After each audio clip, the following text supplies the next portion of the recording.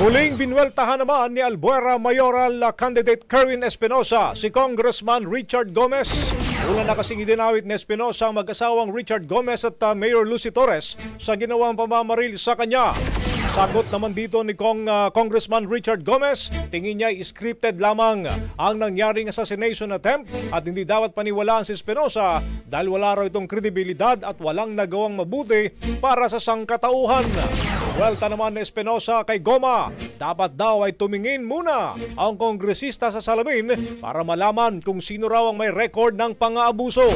Ayaw pa ng kandidato sa mambabatas, Holy Week ngayon, kaya dapat maghinay-hinay lamang ito sa kanyang panghuhusga.